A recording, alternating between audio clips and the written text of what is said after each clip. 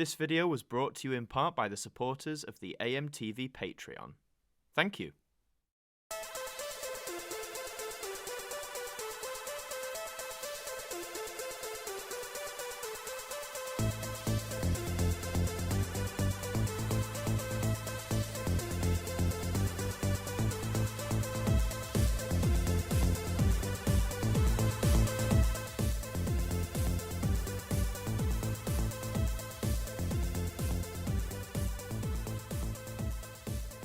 Hello everybody and welcome back to AMTV Radio. This is the podcast where I'm joined by a very special guest each time and we chat about whatever the hell we want to. And today I am joined by fellow creator Stubagful. How you doing, Stuart? Hello Adam. This is an introduction. Yes, it Hello is. Adam. Hello people watching Adam's channel. Woo! Big up, big up. Woo. I like it. Simple, I can to see the point. you. You can, and I can see you. And for those watching on YouTube, I wasn't you can talking see to you. I us. was talking to the people in the comments. I can see all of you right now. What you're typing. You could. Oh God, I wonder what they'll be. Actually, I wonder what they'll be. Let's start with that. What kind of are you used to getting? All sorts of comments, like weird, wonderful, wacky sort of stuff. These days I get all sorts of things. Mostly it's people like plugging their own material. Yeah. And but although I haven't had as many really interesting comments as I did way back in the day when I first started, when I was trying to get any sort of attention whatsoever. Yeah. When I'd get really, really weird messages and really weird comments sent to me all the time. And the one that sticks out to me was one randomer who sent me a message on Twitter, which said, I love watching your videos. See what I've been rubbing while I do so, and a link to an Imgur image. Oh no! I didn't click on it. I have that in my mind. I have that in my head because it's just hilarious. It's funny, isn't it? I remember a few years ago I got because I've got an email linked to the channel for, like, I guess business inquiries, if you can call what we do business. But someone commented saying, I have sent you an email, please read. So I was like, okay, got this email. And it was this person, badly typed, so it was definitely a troll, but it was like, I run independent porn company. Would you be interested? And I was like, no, thank you. But you are an actor. So I am an so, actor. Yeah, You serious know. consideration was taken. I sat there and thought, will this be good for my career? Will this help keep the lights on? But unfortunately, on this occasion, I did say no. But yeah, that's the comments for you, isn't it? You literally get anything. Did he give you any more details? Plots, characters. No, maybe that's what I should have asked for. Be like, can you entice me with whatever story, whatever the storyline is? Yeah. It's an interesting point. I've always wondered what it'd be like to write a pornographic film. Yeah, it's like the plot, the most important part. Coming up with this concept, coming up with the concepts and the story. Yeah. Sorry. This is a very gross conversation to start out with. It certainly didn't go the direction I intended. But hey, that's regular viewers of this show. Although I have made it clear with my content over the years, I am evil. Hey, you be evil, man. You be evil. I'm influenced by him. See that in the background. Audio viewers, you'll have to switch to YouTube. But yeah, it is there. I see it. I'd done a reference to my things I did. Well, on your channel, what I do with every person I interview who's on YouTube, I go back to what their first public video is, and for you, that's back in 2012. God! I know. It's the same year I started, funnily enough. Aspect ratios. I did not know what aspect ratios were. Yeah, with your out of context reviews. But I mean, aspect ratios aside, I guess what made you want to start a YouTube channel? I guess. Basically, I was an obsessive, angry. I was an obsessive, angry weirdo who just enjoyed rambling about things. And basically, with the out of context, I think what I was essentially trying to do was exorcise a twisted, gnarled bit of my personality who would take over conversations and just talk about stuff that absolutely nobody was interested in. Yeah. I was just sort of trying to exorcise it and just sort of put it on YouTube. Yeah. I was just sort of in that stage where I was in my early 20s. I just sort of got to the end of the university. I was feeling a bit directionless, and was watching a lot of YouTube at the time, mostly because in 2012 that was the sort of that was the environment where everyone did like reviews of like movies and things like that, where they just sort of go off and ramble over the top. I'm not gonna lie, I was influenced by the whole Nostalgia Critic channel Awesome type thing. But that whole scene, I don't really follow that many of them anymore. Only really Todd in the Shadows. Same. I was about it's only him. I love his music stuff and just his sort of dry take on it. I guess he's really consistent. Watched quite a lot of his videos, but yeah, that was how I started. And then I just sort of stumbled into talking about Doctor Who because I realized that, hey, I have this encyclopedic knowledge of this television show and have opinions. Yeah. And so I started talking about, and the first episode that I reviewed for He Who Moans was Asylum of the Daleks. Yes, I just sort of got to the start of series 7 and just sort of was just sort of looking at it and just wondering what had happened. What's going on? Yeah. I was really hyped up for it, and then just sort of really let down when it was this very quiet, understated. Yeah, it was very quiet. It was very quiet and understated, which I like. I mean, I've changed a lot since 2012. Haven't we all? Yeah. some people who've been watching this channel may attest. And like one thing that I'd always noticed when I was sort of changing my approach to things, when I was sort of changing my approach to media, is that people would often go back to previous videos that I'd made on He Who Moans in like 2013 and point out something that I'd said which isn't consistent with something that I'd say in the present. And I'd just be like, I made this 4 years ago. Yeah. What do you expect? But as we've learned on the internet, you're not allowed to change your opinion once you've said it, right? That's the apparent rule, isn't it? What people like to remind you of. You've got to, there is a strict opinion canon. Yeah. And once you've submitted to that, that's it.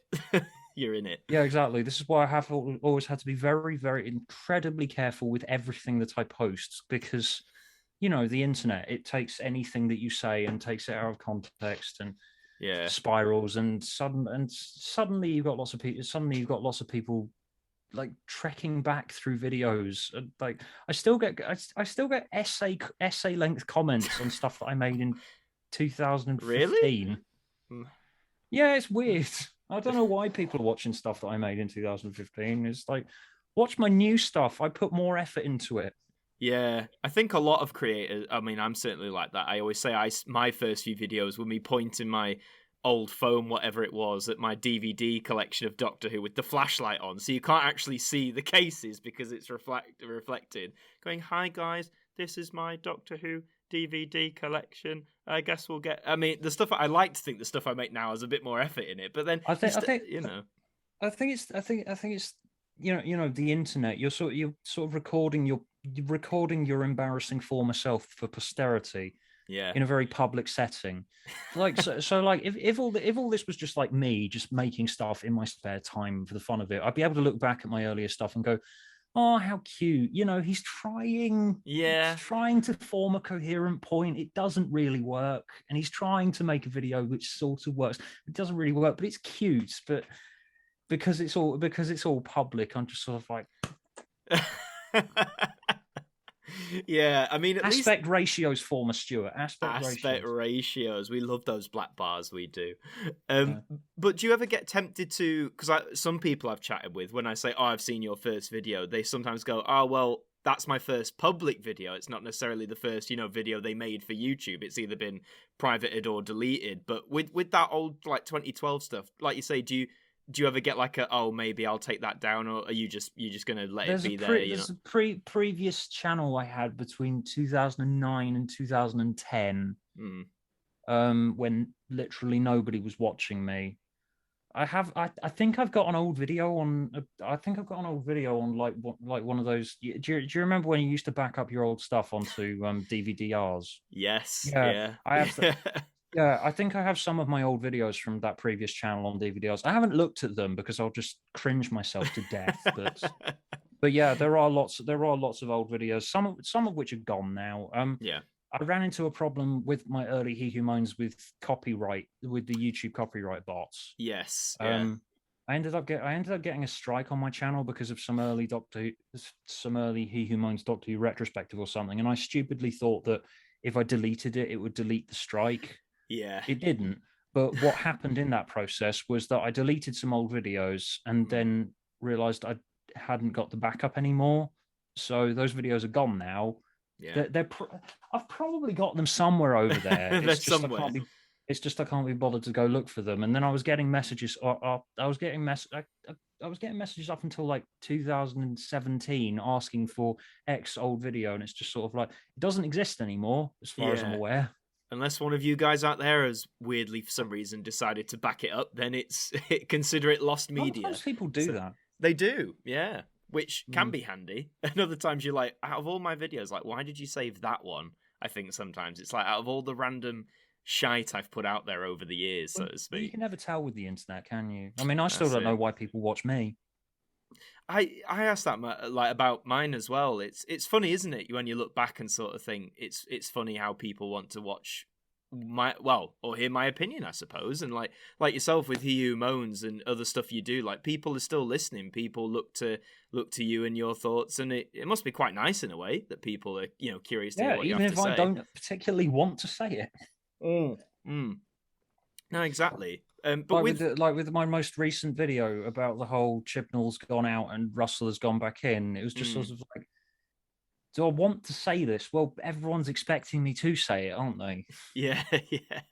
Especially since that video I knew would make a lot of people very upset because it's well because my key concern is that everyone who just produced season 13 just got screwed over because they just announced that Russell T Davies is returning before airing it. Yeah. So they've been upstaged in the worst way. And I feel really bad for them. I know a lot of people said that it was the whole, why are we prioritizing something that's not even going to come into effect for another, like, what is it, like another year, 2 years or something? Like, why is it? And I don't know if this is true. You might be able to enlighten me, but I saw that they claimed the BBC announced it because the information was going to be leaked or something, but I don't know how true that is, but I don't know how true that is, and that has been pointed out to me in the comments of that video, but I just sort of, and someone else mentioned, I can't remember who mentioned it in the comments on that video, but they said, would anyone have actually believed it if it had been leaked? Well, that's a good, I mean, even if the source was incredibly reliable, would anyone actually believe it? Because people have been spreading that rumor for years. Yeah. No, absolutely. I mean, when it came out, I think a lot of people said, wow, we literally can't believe it. I definitely, when I saw it on Twitter, I had to like refresh the official account to make sure I was reading it right and it was coming from the official account and not one of these like parody accounts that you see on social media and stuff. But I understand your point though, and I must admit, probably quite bad of me, but someone who works in the industry, but I didn't think of that point you mentioned about the Series 13 crew being upstaged, but I think it's a valid point to make, actually. Yeah, Jay messaged me. I was doing the 48-hour film challenge at the time, and I just sort of looked at my phone, and I was just like, "What? Yeah, like what? Why? Yeah. And it's like it was actually quite it was actually like poetic in that if the events rhymed, because I was working on a 48-hour film project in which I was putting a lot of effort into it, and it fell apart in the end, and it was just really heartbreaking with this whole production that was going on completely falling apart that I put so much effort into, and it was completely heartbreaking. And as I said, it was kind of poetic in that I'm now looking at season 13 being completely upstaged.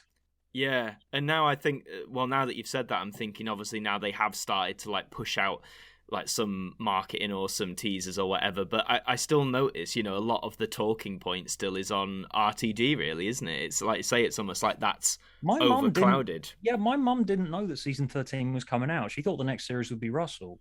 I think a lot of people, I think like a lot of casual audience members, because when I told that to my parents, I think they were like, oh, so is that, I think they knew Doctor Who was coming back this year, but when I told them, I think they thought it was Russell who was, doing it, this series, and I was like, no, this is like years away. Yeah.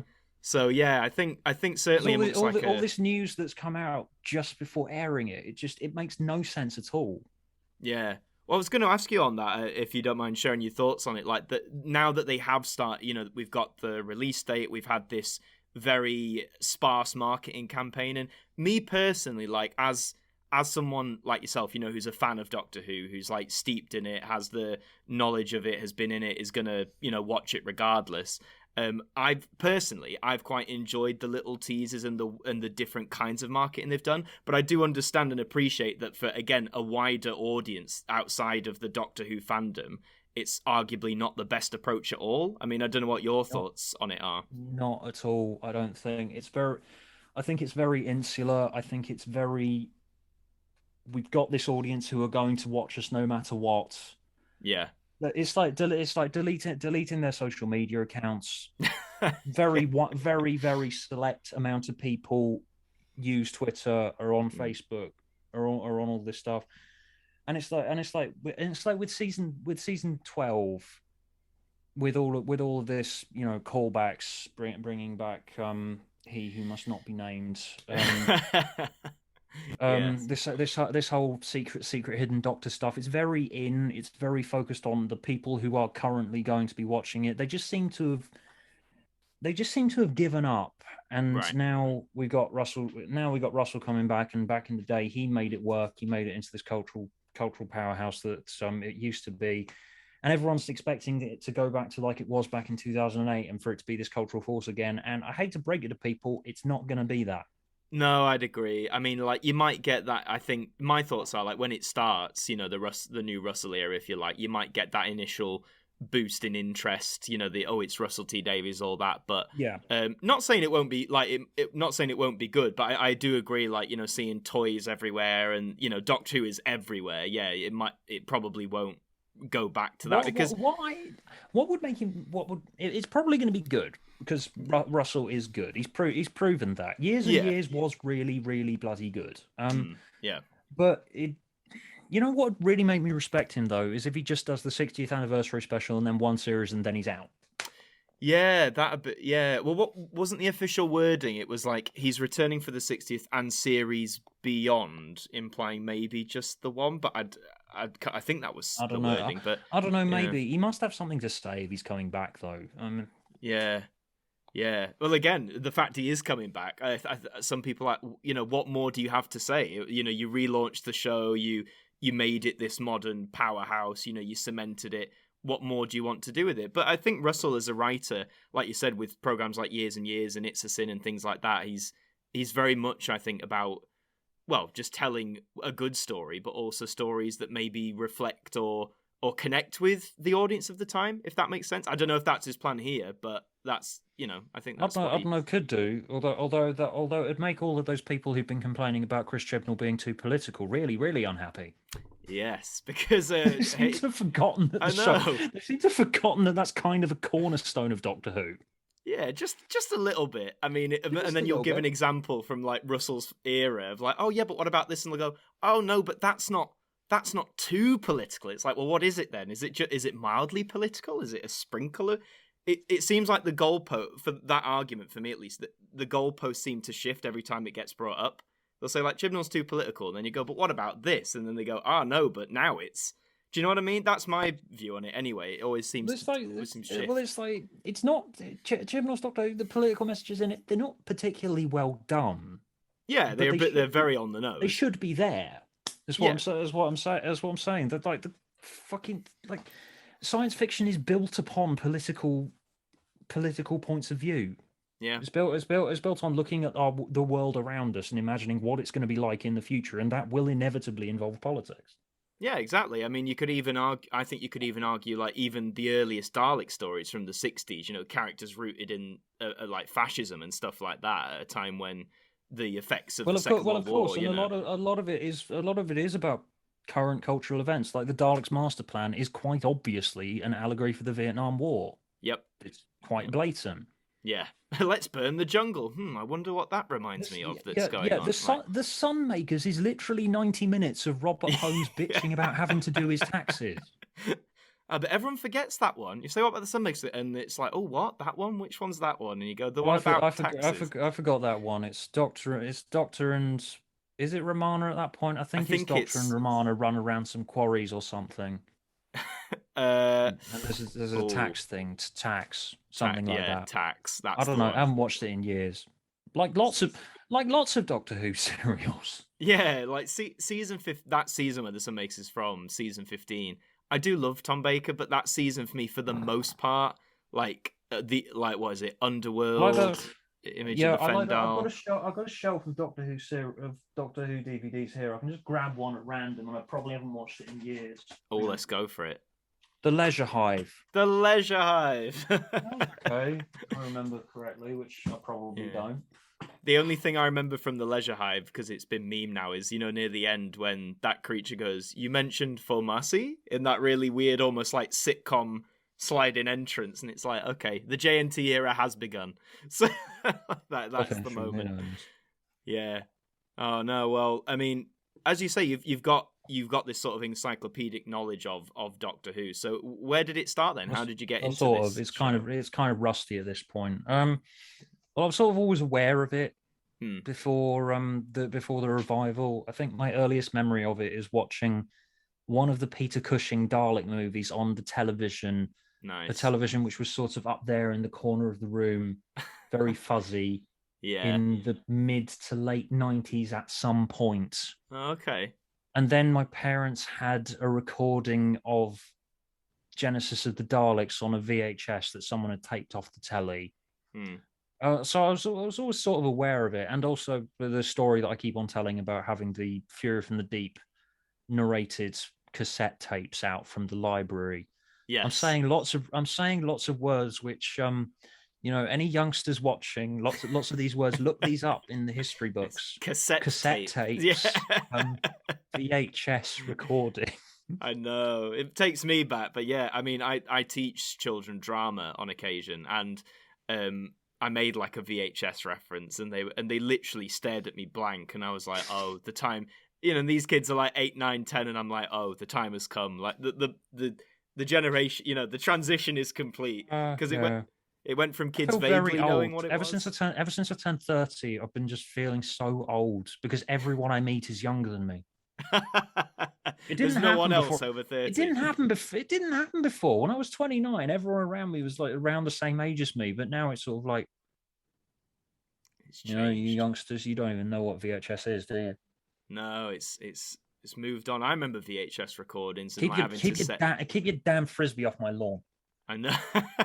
Setting the timer and all that, and making sure like you didn't record over another program, or like it was a fine art, wasn't it? Like practicing it and getting it just right. If you had a tape that like your program was at the beginning, and you'd miss episodes as well. I remember there was this BBC children's TV series that I used to really enjoy called Jeopardy.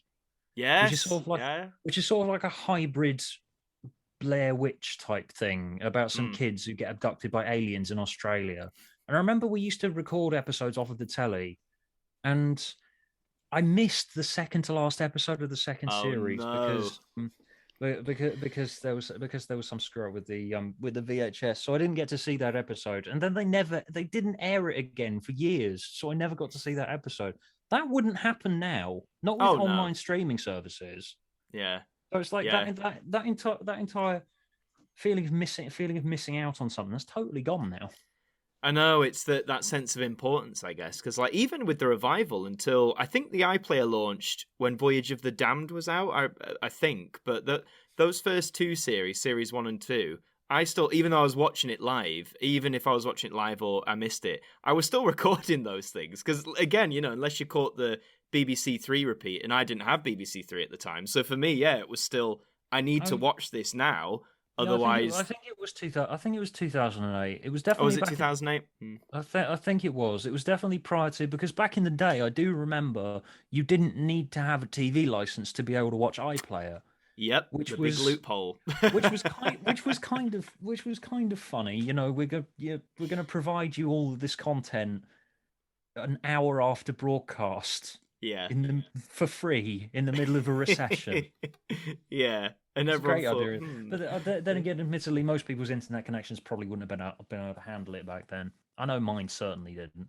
Oh god, the days of Buff. I used to watch I don't know if you remember. Do you remember the classic Doctor Who website when the new series was back, and then they archived like a page specifically for the classic series, and they had these videos on there. They were like video montages of each decade.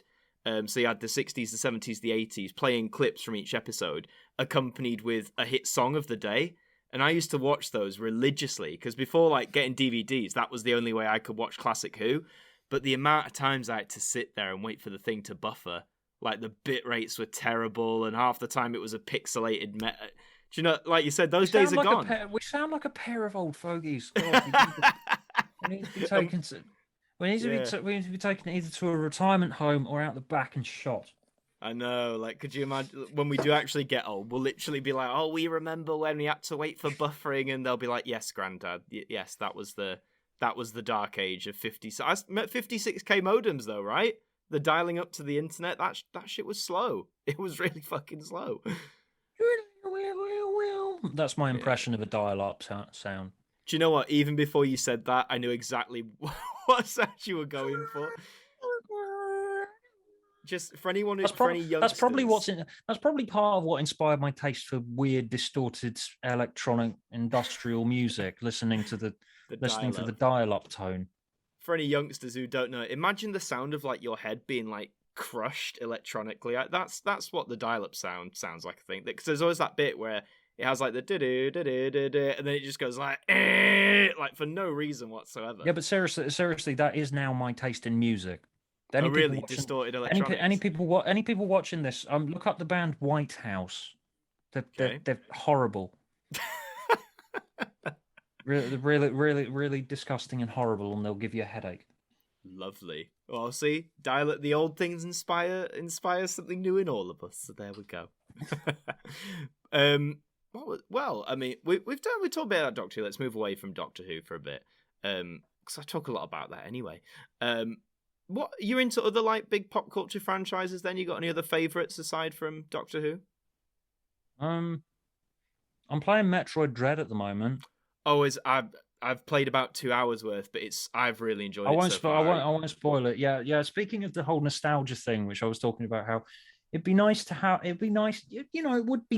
have another season of Russell T Davies Doctor Who, but it wouldn't feel fulfilling because I'd feel like a teenager again for about 45 minutes. Yeah. But then the feeling would go. And with Metroid Dread, I do feel like a teenager again while I'm playing it.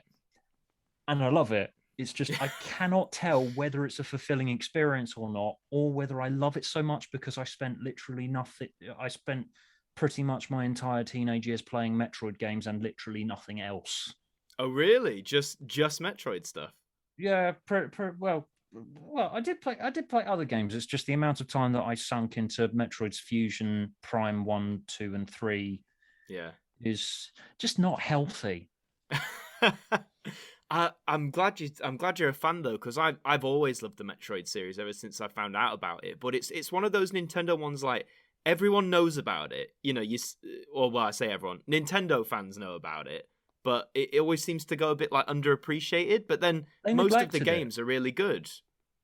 They just neglected it. It's probably because it's just sort of a little bit less popular than Zelda and Mario and yeah.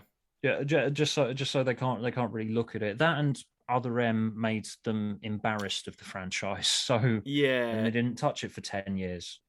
Do you know what? With Other M though, I remember the E3. Other M is not real. Other M is not real. It's a fever dream. There are no such thing as Other M. So to coin a phrase.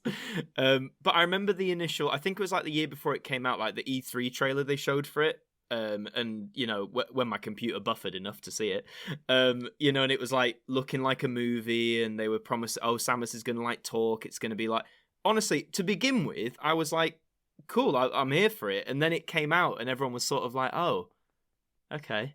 And then it just sort of faded, didn't it? But I haven't played Other M in years. I may be making things up, but isn't there an option in it where it just plays it as a movie? What, the Other M? I swear that there's a version of it that just plays it as a movie, and it's just sort of like, if you just want to do a movie, just do a movie. Yeah, because a Metro, it could be. Didn't they rumor that was it John Woo had the rights to, or was penciled? There were rumors for years in the 2000s, about they've signed the rights away and it's going to happen. The one I heard was Ridley Scott doing it, but that might just have been wishful thinking because Ridley is named after Ridley Scott. Yeah, two things that makes sense, doesn't it? Because that's how film directors get hired, isn't it? They say, "Hey, Mr. Scott, we've got this character who's conveniently named the same as you. Do you want to do it?" And Ridley Scott's like, "Hell yeah, man! Sign me. I'll do it for free. That's how directing works, apparently. But yeah, it's more a joke more than anything else. It's like when it's like how it's like how the internet just sort of decides things. I find. Yeah. The internet just sort of decides things. It's decided that there is absolutely no worth whatsoever in Chibnall's era Doctor Who, so therefore it doesn't really exist. So, yeah. It's and the whole timeless child thing as well. A lot of the internet's decide, and take it or leave it. But yeah, I get what you mean. Well, yeah, which I've left it. Yeah, I don't think it's very good. It's just. Yeah. I don't get why the internet cares that much. It's the same question. It's always those people when they're going on this big spiel about why they hate it with justification. I think there's a fine line, isn't there? Jay's video, for example. I really enjoyed it. I didn't necessarily agree with her in all of the views, but I enjoyed watching it for the critical angle. I make a brief cameo at hour 4. Yes. So if you just want to see Stuart, just skip to hour 4. I noticed it. I noticed it. I had it on while I was at work. So yeah. But I think videos when I heard my voice saying or or something, I can't remember. I just thought, hey there. You were there it is. That's me. I'm in 5:13. What were the seconds in it again? I can't even remember. But yeah. I love how she's made that a meme as well. That's great. But I enjoyed the video though because right from the get, Jay's a fan. They and they come at it from a very constructive angle. So even though I didn't agree with it, I was I'm willing to listen to it and I'm willing to hear it. But it's those people who are I hate something because blah blah blah, no construction at all, no real. It's just I hate something because da da da da da. And then you say it's just a TV show, and then they're don't be ridiculous. It's more than just a TV show, and it's because people get so over the top angry about it. I don't get it. There are bigger things to be thinking about, and it's people can't really there are reasons to not hate it. I hate it, and Jay did a very good job of explaining why it's not very good. It's just just leave it and let it be. Just don't watch it. Yeah. I mean, I still watch it because out of habit. Yeah. And I still make He Who Moans out of habit. I will admit that it is mostly habit that makes me still. I think that's the case for a lot of people, though, isn't it? Because, like we said, the BBC sort of know, like you said, there'll be that. There's that core group who will watch no matter what because it's Doctor Who and it's something we've always watched. And I don't know if I'd find, even if I didn't enjoy a series, I don't know if I'd sort of say, right, that's it, I'm not going to watch, because I feel I'm too steeped in it at this point. Like you say, it's out of habit. It's oh, Doctor Who's on, I guess I'll watch it, sort of thing, Yeah. Diving back to Metroid for a second, because I was going to ask you, because you got me thinking, if they did make a movie, say in the perfect timeline, the master timeline, where they're yeah, Nintendo pulls their fingers out their asses and they do treat this franchise properly, would you want it to be a completely original story, or would you want them to make a movie based off what we've seen in some of the games? Because I know it will with the main this one, Metroid Dread, they're calling it Metroid 5, aren't they? It's the conclusion of the vaguely ongoing storyline. I think an interesting idea would be to make a silent film. Oh, okay. I think that'd be quite interesting, actually, because I think the last attempt at a silent film was The Artist in 2011. Yeah. And that was sort of semi-silent film because there were bits in it which were talking. I quite enjoyed The Artist. I think that'd be quite interesting if they did that. They could do lots of different things with this franchise. It's just they could do. There are lots of potentially great video game movies that they could do, which no one seems to have bothered doing. Although, of course, now we've got Super Mario starring Chris Pratt. I saw someone, I can't remember who it was, someone on Can Twitter. You just imagine him doing an Italian accent? I don't want to. I don't. It's gonna. I think he'll do the classic "It's a me Mario" at the start of the film, and then he's just going to speak in his own accent for the rest of it. Like that'll be it. There you go. That'd kind of be the point. It's like a comedy sketch, isn't it? Yeah. What if we got the license to make Super Mario and to make a Super Mario movie, and we're going to make a 90-minute movie of it, and we're going to have it star Chris Pratt? I saw there was someone on Twitter, I think, who back in like April, like tweeted it as because they'd announced the movie but not the cast, and they tweeted like, they were like, Nintendo's just gonna get Chris Pratt or someone like that, and then they retweeted it being like, I fucking told you, like this is exactly what they do, like. Yeah, but I mean, Jack Black as Bowser, I was like, okay. I was like, could be, depending on how they do, because we don't know what the visuals are going to look like. Is it going to be like Dennis Hopper, and is Jack Black just going to like spike his hair up again? I reckon they're probably just going to nick the framework of the Jumanji movie, that one with The Rock that they did the other year. Oh yeah, yeah. Which is serviceable. It's like a 6 out of 10 at best. Yeah, it's fine. Yeah. Fun. It's fine. Yeah. Like The Last Jedi. There. Let's get into that minefield, because The Last Jedi, of course. No, I enjoy saying the words Last Jedi because I know that someone somewhere is having a blood vessel burst in their brain. Everyone's That's literally the only reason that I ever bring it up. I went to the cinema, I watched it once, I thought it was pretty good. I went home and never thought about it again. That's fair I can enough. do that. Yeah. but it's just I bring it up quite a lot of the time and just say, thought it was all right, just to have people explode and just sort of like, no. Just to get the essay starting on why it's just to get the essay Star started. Wars. Yeah. So look forward to those essays under this video to say, actually, I'm not very angry about Last Jedi. The reason that The Last Jedi is the worst movie in the history of recorded media. Yeah. Oh God. I mean, like you said, I liked it. I watched it recently. At this point, I really am. That's fair. You go for it, mate. But I watched it recently this year, the first time since the cinema. So what, like 4 years or something? And yeah, I was like, yeah, I enjoy it. It's pretty good. I wish they carried on like that, personally. And of course they didn't. But that's fine. You know, whatever. I enjoy the sort of survival framework of it. Yeah.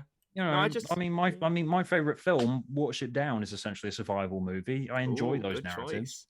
Good choice. Yeah. I remember that was one they. Sorry, you go.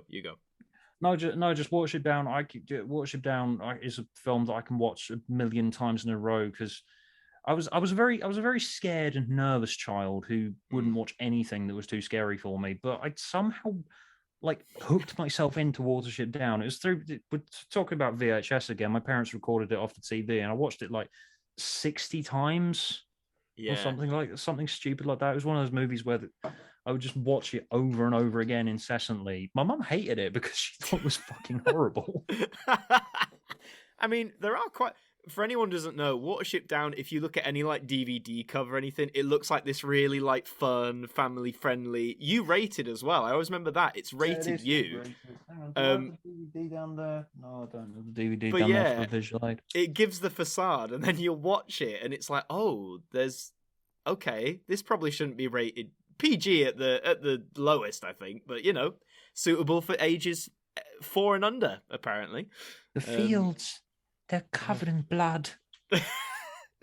Mummy, what's blood? And it's like, well, you see. So now I remember they showed us that in school, and I was about tunnels blocked with dead bodies. Oh God, yeah. It's weird, isn't it? I think we were about 8 or 9, so old enough maybe, but again, we weren't expecting it. The teacher showed the VHS box, and we were like, oh, okay, it's going to be some Disney type, and then all of a sudden they're all dying. And I've got. Yeah. I may not have the DVD cover, but I've got the book up there. Oh, nice.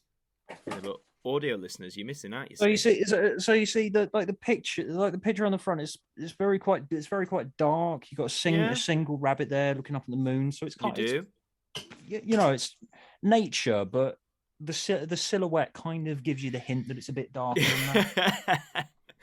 Yeah, no, good film though. What did you think of the remake they did a year or 2 years ago? I thought it was brilliant. I mean, obviously it didn't live up to the film for me, because the film is like something that I've watched hundreds and hundreds of times throughout my life, and it was.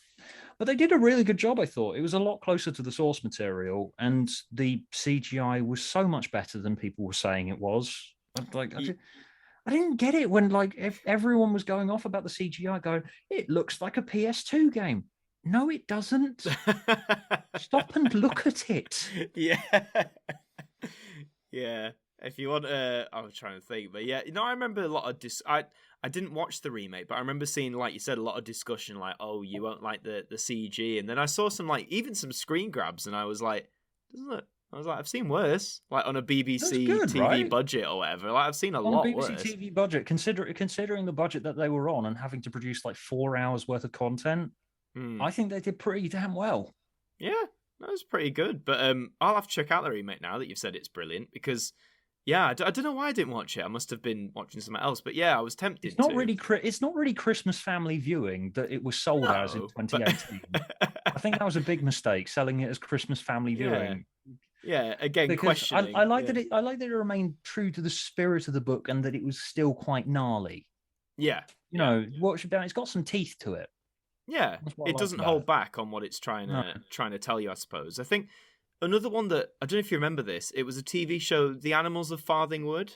Oh God, I loved Farthing Wood. I should watch that again at some point as well. Such a good series, but I remember there were episodes in there that were quite, I guess, on the nose with like what they were depicting. Like I think one of the birds the hedgehog's getting run over, and and I think there was a bird that gets like impaled or something, or shot with something, and just they didn't they were just on the nose with it, which for a kid was quite like, oh, okay. But I think going out at 4 o'clock in the afternoon on CITV. Yeah, you've got these bubbly presenters being like, and now on CITV, The Animals of Farthing Wood, and this time so-and-so accidentally drinks petrol. What on earth's going to happen? And I remember that one as well. I can't remember which one. But I don't remember that one. I need to rewatch the series. One of the animals, like, they were crossing a garage or something, and out of the exhaust was just like petrol, just like dripping. And one of the animals is like, oh, what's this? Tastes it and gets a taste for it, and he's like, oh, this is, and it nearly fucking kills him. And I remember seeing that episode and being like, damn, like, I guess I shouldn't drink petrol then. So, not that I ever considered it, but it was like those old public safety information films from the 70s. Oh, they're great. They're so great. Oh, I love them. They're just so horrible. There was one I remember being shown in a lesson at school about a kid who goes to get his brother's frisbee from an electricity substation. Yeah, I know exactly the one you're talking about. Yeah. And you see his like charred corpse, and you sat there as like a 7-year-old being like, oh, okay. I guess I won't do that then. Hey, if it helped. Worked. If it it worked though. Oh, but I used to have nightmares though. I was like, I'd see my mates in my dreams being like electrified and shit. But I mean, the power of nightmares. Nightmares are very powerful. Yeah, absolutely. But and that's why I write horrible things now. Just to channel that out. But they don't make those sort of films. Well, if they do, they sort of, I know they still make like the drink driving ones. They're quite prevalent still, but things like, they just seem to reuse the old ones, don't they? Like, say, even us growing up in like the late 90s, early 2000s, they were showing us these films from like the 70s. They never updated them or anything. Well, they did. I remember some quite horrible like kill your speed adverts. There was that one about the guy going about his daily life and going to the office, but there's always like this like dead child lying on the floor just out of shot in every one of them. It's just sort of like, you'll never be able to forget. Yeah. nasty. It It's is, just isn't like it? this guy going about his daily life, and there's just a dead child on the floor. It's that weird dichotomy, isn't it? Because when you're kids, that sort of shit, you're like, holy fuck, like that's terrifying. But then as soon as you get to a certain age, you're like, this is so stupid. Like it's a weird like time frame. Although some of the overseas ones, I don't know if you've ever seen any of the Australia in particular. Australia are nasty bastards, man. Like with their public service announcements. So you think ours are bad. They give you like a full storyline about how this person's like an alcoholic and how it's ruined everything, and it's like a whole little drama in itself. Well, And they've got to get you invested before they do yeah, the big gut punch. I think the most iconic one, and I did cover, I do a series called Video Scaries, which basically looks at films like this and just talks about them. But the only episode I had to delete because I've got the backup somewhere, but it got blocked. It was in the 80s, like when AIDS was coming about and it was all like scaremongering basically because no one knew what it was and all the people were ignorant and shit like that. There was one from Australia where it's literally like the Grim Reaper's bowling alley, and the Grim Reaper is throwing the ball and it's knocking over real people who are the pins.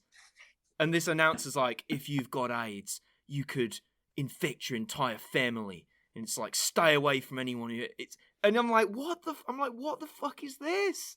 Like, obviously, different time, they were very ignorant and all that. But even so, I was like, can we just address who sat in a board meeting and was like, guys, right, I'm telling you, Grim Reaper goes bowling and knocks over loads of fucking people. And they're like, yes, that's the one. So, yeah, very, very weird down under, I've got to say. Oh, I think one of my favorite ones, though, is the girl in the middle of the road who is saying, if you hit me at 30 miles an hour, there's an 80% chance I'll live. Yep. But if you hit me at 20, there's an 80% chance I'll die. And this girl's body just sort of automatically drags itself across the road and cracks as all her bones uncrack. Yeah. It sticks with you, though, doesn't it? Like you say, it sticks with you. Yeah, it's just sort of like I'm being assaulted with these images at the cinema just before you're about to watch a film. Yeah, before you're about to watch like the most happy-go-lucky thing in the world, and you're like, oh, okay. Like the other one I remember was, do you ever remember the fact piracy one from like early 2000s? There's that one you wouldn't steal. I'm talking about the Ironmonger with like his oh yeah, the big sweaty guy, and that's really just sort of like make it look as really scary and grim as possible. Yeah, and it's like which of course is what attracted lots of young people to download things off the internet. Yep, the Pirate Bay, LimeWire, all that sort of stuff.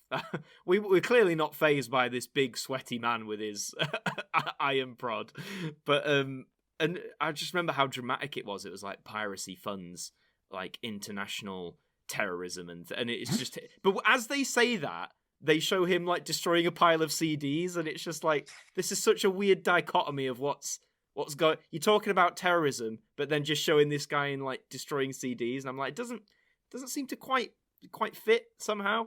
But yeah, God, gotta love those. There you go. If anyone's listening, go and watch my series Video Scaries. There's lots of those covered. But yeah, God, they take you back though, don't they? But what was I gonna say? So with your channel now, then 2021, is it something like?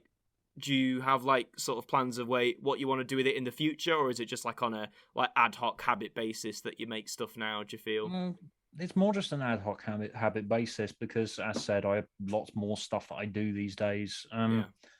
Because I just put together a short film. I just because I'd never really directed before or on any kind of scale with like a team and. Because it's always just literally just been me with a camera or a microphone. I want to, because I want to continue like, because the most amount of fun that I've had on my channel, I know they're not the most popular videos whatsoever, but the most amount of fun I've had on my channel is where I've done like animated versions of original stories that I've written. Yeah. Because that's more where my heart lies, really, more than reviews, which I enjoy. I enjoy making reviews, and I think they're really helpful in, setting out my opinion about what works and what doesn't, and then applying that to my own work. But I would like to do. I want to do more original things. I've got one video that I'm working on, which I'm probably gonna release towards the end of this year. It's an original piece. It's called End Credits. Okay. And it's set in a world where one day everyone just wakes up and suddenly they look to the sky and they see that there's just the words "the Earth," like moving towards them. Yeah. And then it goes upwards, and then all of the end credits of humanity starts scrolling through the sky. Okay. But because the first 3 billion years of human existence is before the development of language, all of the words written in the sky are just sort of complete gibberish. Okay. So everyone's just sort of looking at this complete gibberish that's scrolling around the earth, and they're just sort of like, what is this? They don't know that it's the end credits. Right. And so there's all of these news channels that are set up to analyze what's scrolling around the earth and trying to understand why there's all of this text scrolling around the earth. And it doesn't get to language for years. And over the course of people failing to understand it, they're just sort of like, it's up there in the sky. Who cares? Get on with our lives. Sure. And there's all the text scrolls around the earth. And then as actual words start to appear, as they first start recognizing the first languages appearing, they realize, oh, it is the end credits of all humanity. What's going to happen when we get to the end of the credits?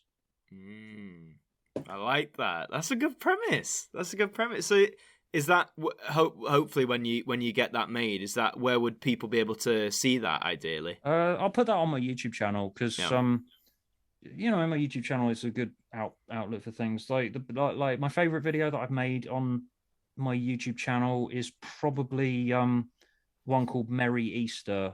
Don't know if you saw that one. It's an original piece. Again, another animation that I've done. My style is very scratchy. It's a story about a kid who goes to see his grandparents on Easter, but it's set in a world where we celebrate Easter like we celebrate Christmas. Okay. With all the bombast and ceremony. Yeah. Like people give each other little plastic crowns of thorns instead of Santa hats. Oh, I like it. Yeah. And and the kid opens Easter presents on Easter Sunday, and it's about his granddad's dying around Easter, and that's the emotional hook of the piece. I like it. Well, again, people go and check that out if they haven't seen it. Head over to Merry Stuart's Easter channel if you haven't seen it. That was really personal to me as well because it's inspired by the last weekend that I saw my granddad before he died. Oh, bless, man. Yeah. I mean, I like doing things like that. I like turning events in my life and how I was feeling at the time into original pieces. That's where my heart lies, really. Yeah. No, it's a good outlet. And I mean, do you think from doing YouTube over these years, and building this audience that you've got now, I mean, as you say, it's a great outlet to showcase these things. I think I guess it's only hard when YouTube as a system, it sort of, it has that horrible habit of pigeonholing people, doesn't it? It says, oh, these videos do well, so we'll help promote those ones, but then the other ones, it's terrible. That's why I've never bothered playing the game, because I knew that I wouldn't get as much out of it if I did. Yeah.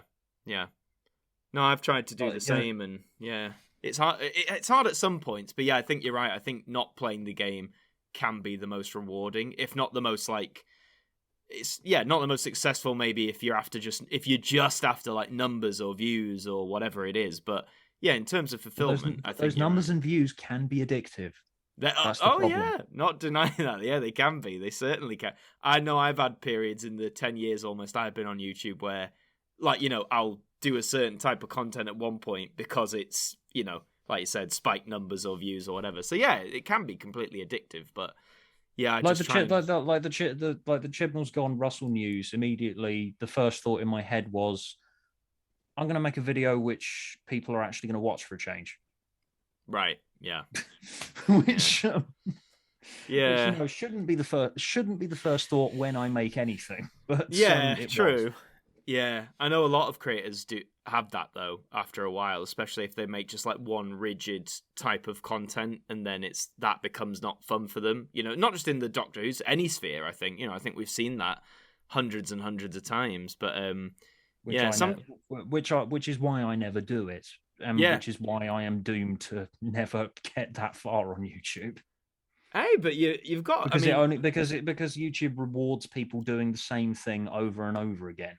Yes, it's basically saying if you bring us advertisers, you bring us money, then we help you. If you don't do that, we won't help you, for better or for worse. And then you got the whole content ID system, which you mentioned earlier. Is still, I mean, I'd argue it's somewhat better than it was 10 years ago, but it still, I think, has a lot of problems and a lot of flaws that can really cripple. It's still a completely broken mess. And then, oh God, when I saw the news the other day, which said that apparently YouTube will now be instigating some sort of system to block anti-vaxxer content. Oh right, I just facepalmed at that point, because I was just thinking, this is going to go after people with promoting vaccination, isn't it? It's going to go after people are going to get caught in that web. Yeah. Well, it happened when COVID kicked off. Do you remember there was that like month period where if you even said the word COVID, like YouTube would like demonetize you or like block your video for spreading false information. Like when I made mine, because I was on an acting job at the time when the pandemic hit. So I just made a video saying, oh, because of COVID, I've had to stop. All I said was I've had to stop because of COVID and just like look after yourselves. That was it. I wasn't trying to peddle anything. And YouTube was like, yeah, we've removed this video due to false information about the COVID-19 pandemic. I was like, it's bollocks. Like, it's absolute rubbish. Automated systems do not work. No. And yet they will never listen to that because it's cheap. Yeah, absolutely. I mean, what was it?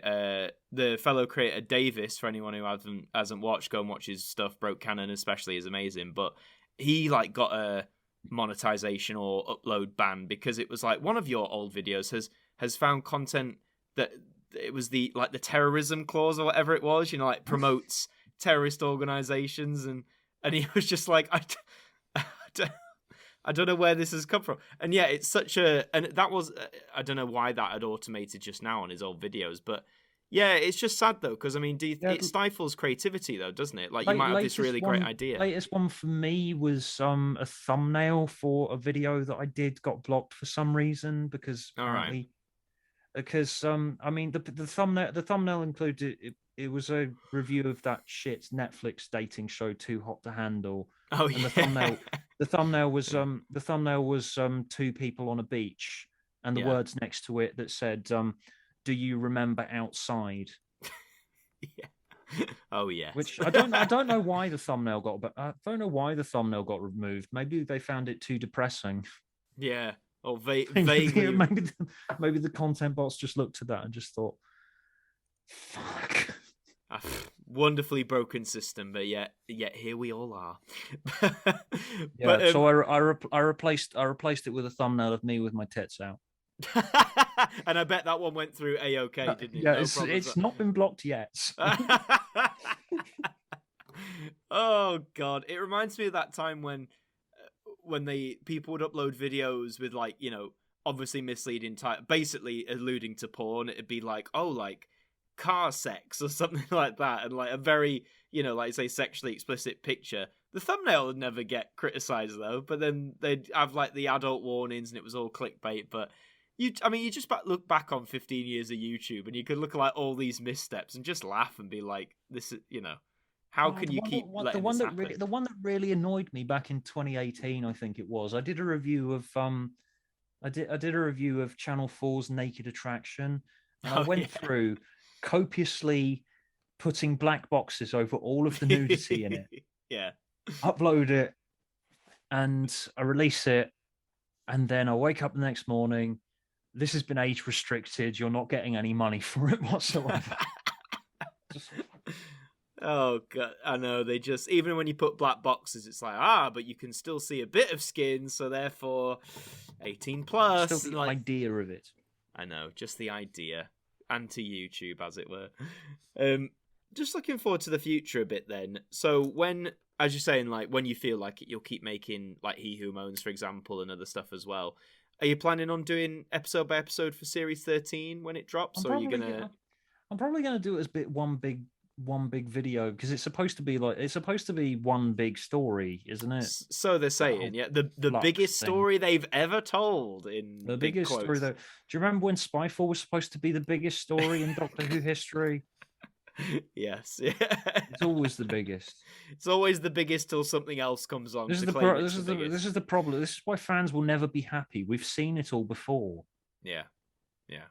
All the different techniques of like I mean, they even did it back in the classic series. I think on occasion they'd be like, "Oh, it's the Five Doctors," when obviously 20th anniversary. It was like the biggest story ever, and then it was true at the time. At that time, yeah, and then something probably Trial of a Time Lord came along, and it's the longest, and it's like, yeah, it's technically the longest, it is. yeah, but now it's sort of like it's one big story. It's one big story. This has never happened in Doctor Who history before. There's never been 6 episodes aired on a week-by-week basis ever. telling one big long story. It is. This is a completely new concept. So, but at the time of recording, we're recording this on the 13th of October, so Series 13 hasn't started yet, but as you say, it's meant to be all one big story. It's called Flux, which could mean quite literally anything. Well, she says the Flux are coming in the trailer. They had to name it. Oh, they had to give it a name that rhymes with sucks and fucks. And literally within about 5 minutes of releasing it, people did not disappoint with the various memes that came out. So. Yeah, I mean, interesting they've gone with a subtitle, but what are you hoping for these these last episodes of the year? Obviously they'll do what they're going to do, but what are you hoping to see, or whatever it might be? Feel something. Anything. Give me something, please. Yeah. That seems to have become my catchphrase on He Who Moans. I just want to feel something. Anything. Is it because I've seen some of your He Who Moans on the air, and not all of them, but is it just because are you not being entertained in the same way, or is it different factors that come into it, or part of it's the characters. The characters are just really underdone, and what is there isn't very good. Like Can You Hear Me? There were bits of character backstory in there that make me feel something for them, but at the same time, a lot of it is directly, flatly told that I'm supposed to care about these people through dialogue, which is a very annoying technique which is a very annoying habit that this era has not gotten over. I just want to feel something. That's what I want. At the end of the day, yeah. I want to feel something, and I like big, interesting ideas. Yeah. Like Heaven Sent and Blink. Those were fun, weren't they? Yeah. It almost surprises me in a way feel something.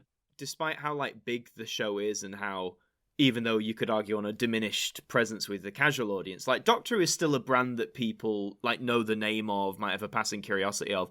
It surprises me that they don't go more adventurous more often, like you say, with Blink and with Heaven Sent and things. Do you know what I mean? I'm surprised they don't do that more often, because as we've said, they know they've got that. It's very streamlined. Yeah. At the moment, that's what I find with Chris Chibnall. That's what I find with Chris Chibnall's content. It's incredibly streamlined. It's basically telling the same story every year, essentially. Orphan 55 was. People hate Orphan 55, but it's just another story. Doctor and friends show up at luxury alien holiday resort. There are monsters, or I was just sort of, at the start of that, I was like, okay, it's either they're a luxury alien holiday resort. It's either going to be evil monster things, evil computer system, evil political structure of this planet, or something like that. It's just sort of the elements are all there as ever. It's just another Doctor Who story, and it's there's no real experimentation done in the show anymore. There's no real. The last time the show was actually really, really daring was Heaven Sent. Okay, yeah, and that was a long ass time ago now. Yeah, what did you think to Hellbent after it though? Because that's always a fun one I like to ask people, but. I watched it once at the time, and I made 25 minutes worth of video on it. And I'll give it this: it was interesting. Yeah. It was at least interesting. There was always a reason I was going to make 25 minutes worth of video on it, but who knows? Maybe I was unfair. I haven't watched it again since, and That's fair. I probably won't, because I thought it sincerely undercut Heaven Sent, and Heaven Sent was such a beautiful moment that I just didn't want to ruin it. Yeah. Which I have watched Heaven Sent again since. Mm-hmm. I haven't watched Hellbent again since, because I remember it undercutting it and just sort of feeling like I don't want that, and I don't want that again. Yeah. I am a very weird fan in that I really treat continuity as completely flexible. It's sort of like, if I want to pretend Hellbent didn't happen, I can do that. Well, I'm more power to you, honestly. Like, that's great. I mean, I think some people always complain about canon, and they say things like the Chibnall era should be entirely erased from canon. Yeah, it's that's just sort of like, just don't watch it. Yes, the BBC are going to come out and say, "Do you know what, guys? We're just gonna we're gonna junk it all. It never happened. We're gonna get Capaldi in to do the regeneration again. Like, we're just, I mean, some people just pretend it's not. It's fine. Live in a fantasy world. It's fun. Yeah, and in your rewatches, if you don't want to watch that era, then don't watch that era. That's that's your prerogative. That's absolutely fine. What did you think of Chibnall's work for Who, though, before he was showrunner? So like 42, The Hungry Earth, Dinosaurs on Us, things like that. I have done a very big video on it. You can go watch it on my channel. There you go. I'll include the link. In which I go through the entirety of Chris Chibnall's work on Torchwood and Doctor Who prior to becoming showrunner. The video was done at a time before we'd seen Series 11, and it was sort of going through with a tooth comb trying to figure out how Chris Chibnall works. And I did episode by episode commentaries with 3 members of the 5 Who fans. Hey, nice. And called in a feature called Snuggly Chibnall Time, in which we go through and watch the episodes, every single one of them. And these commentaries for Chibnall's Doctor Who and Torchwood work can be downloaded on my Patreon. There you go. See, nice plug. I like that. But go and check out. I did a plug. It's good. Subscribe to the channel and do it. Like the video or something. Do it, exactly. I couldn't have put it better. Chef's kiss. Couldn't have put it better myself. But you know how, like, with just going back to Hellbent, I see a lot of people now who rewatch it will say still don't like it, but they go, it's not as bad as I thought it was. And I wonder what your thoughts on this. Once the Jodie era wraps up and we've had a few years, do you think people will give it that same reappraisal, or do you think it will always? It's inevitable. Yeah. Completely inevitable. Because people are only really angry in the moment. Like, everyone has completely forgotten that Russell T Davies got a lot of shit back in the day. He did for certain episodes. He did, didn't he? Yeah. Now he's the Messiah. Back in the day, he was not. Yeah. And people are saying the show is going to be good again. Russell T Davies is going to come back and he's going to unite the fandom, and everyone's going to love it again. That's never been the case. Yeah. I mean, the fandom is never united. There is always something that someone is going to bitch about. There's always dissent. Yeah.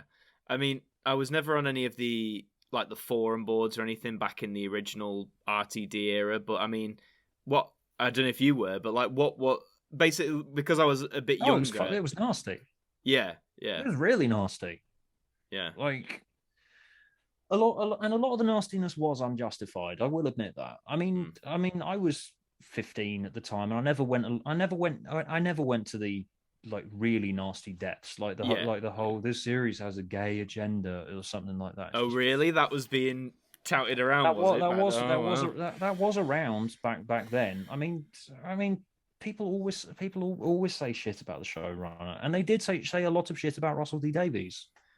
Particularly anyone who remembers the hatred that Love and Monsters got. It's just sort of like, do people really think that this is going to unite the fandom and everyone's going to love the show again? Funny you mentioned that, because of course, at the day we're recording this, the script of Love and Monsters has just been uploaded to the BBC Script website or whatever it is. Really? So yeah, so if anyone wants to read the original script of Love and Monsters, it's there. Or go back and watch it. It's nowhere near as shit as you remember it being. I quite enjoy it. I think it was one of those where when I was a stupid 10-year-old kid on broadcast, I was like, oh, where's the Doctor?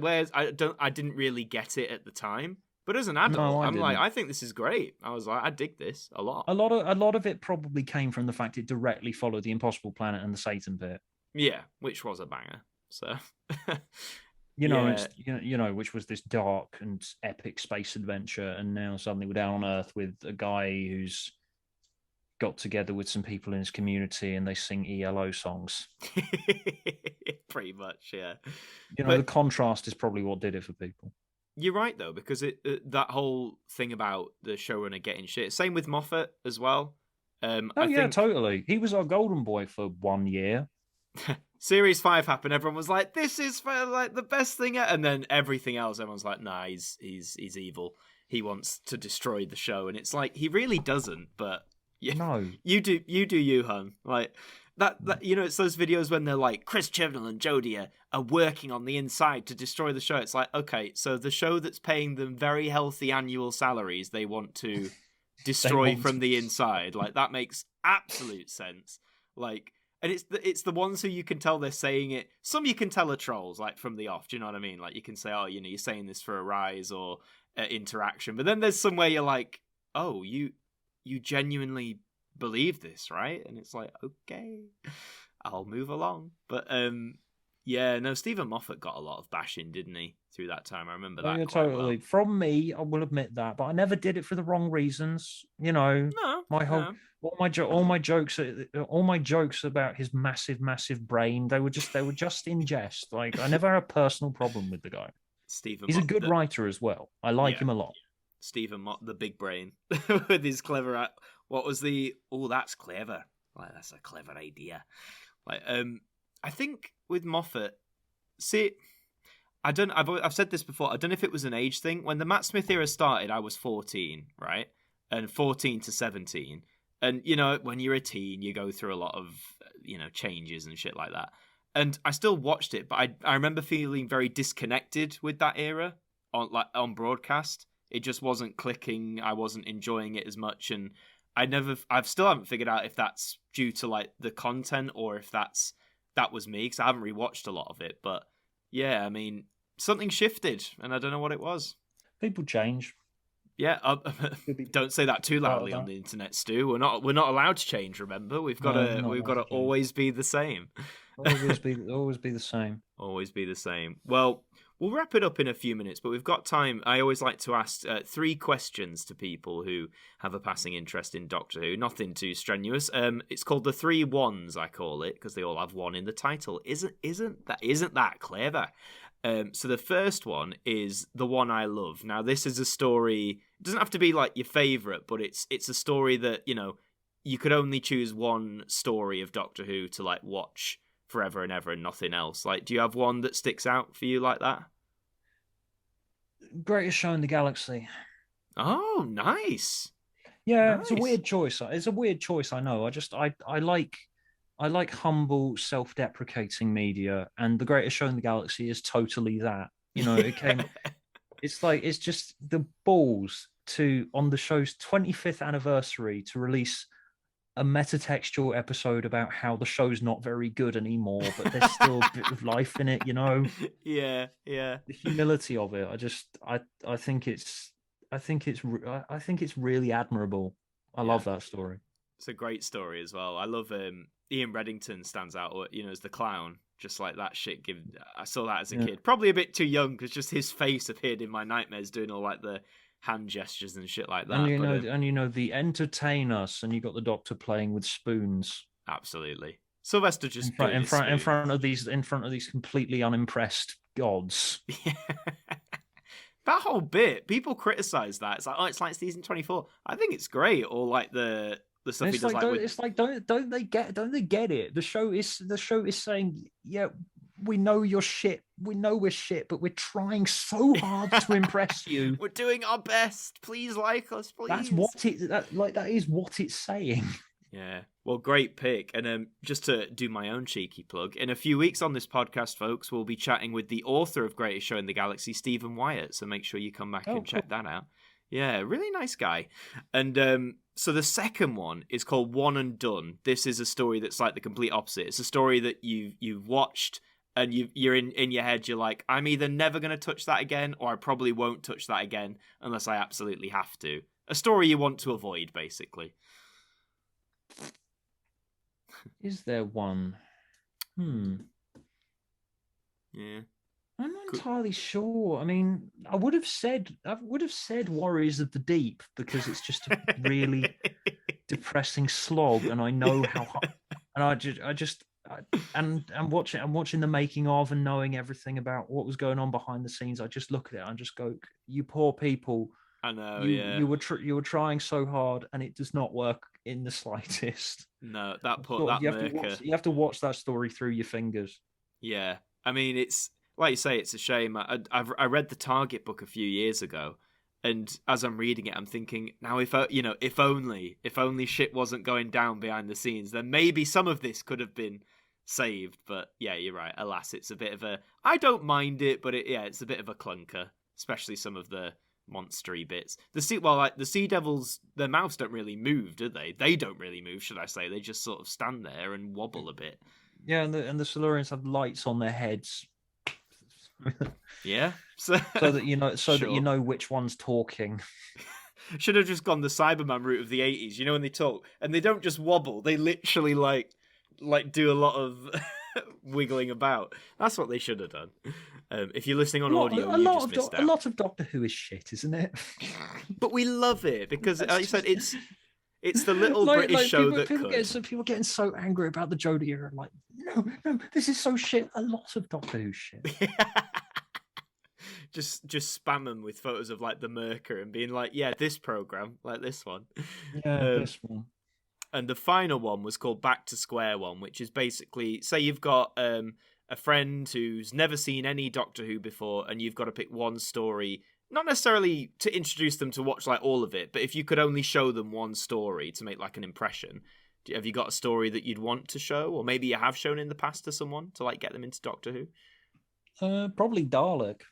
Yeah, solid choice. Yeah, I'd say that's a very good introduction. I'd say, because you've just got little bits of background with why him and Rose are there, and then reintroducing him to the Dalek, and that's got the reintroduction of all this history. Like it works I think it works very well as a jumping on point.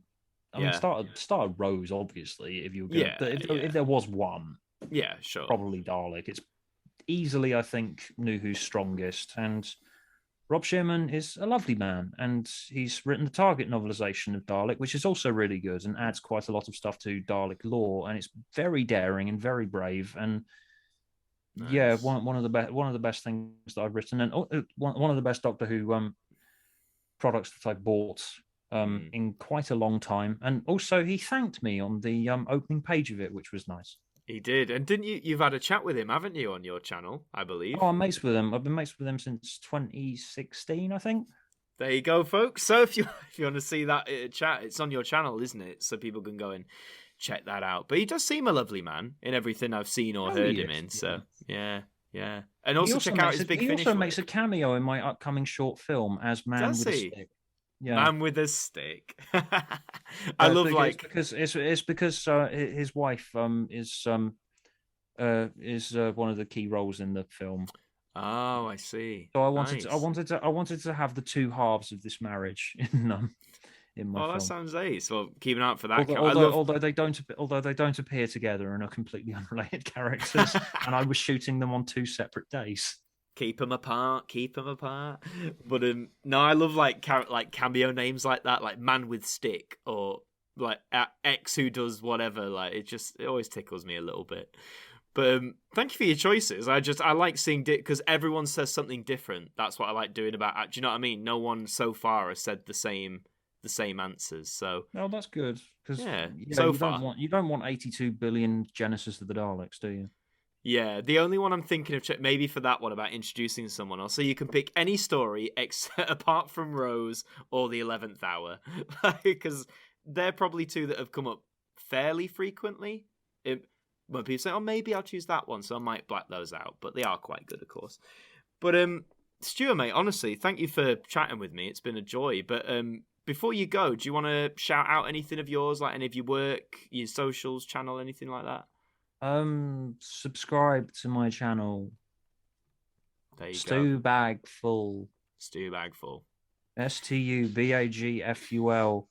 And it is called that because it was the name that YouTube recommended to me when I typed in Stubag on. Is it actually just added the? Yeah, it was the name that was the name that YouTube recommended to me when I typed in Stubag because my history teacher used to call me Stubag for some reason. So it's your history teacher you've got to thank then for the for the inspiration. Oh, I hope they were a good teacher. But yeah, go and subscribe to Stuart on YouTube and follow him on all the socials, and obviously check the channel for his upcoming work as well. It'd be great to see that short film when it's out. Looking out for that Rob Shearman cameo as well.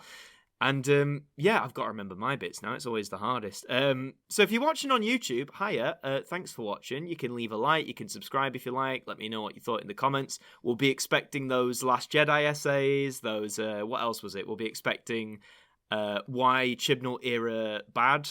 Why Jodie Whittaker wants to destroy Doctor Who from the inside. We'll love seeing that. We'll love seeing that. And if you're listening on audio channels like Spotify, Apple Music, cheers. You can give us a follow there. New episodes coming every week, and yeah, I think I've listed everything. I need to get a teleprompter. But all that needs to be said is, once again, Stuart, mate, thank you so much for joining me. I hope you've had fun. It's been a blast.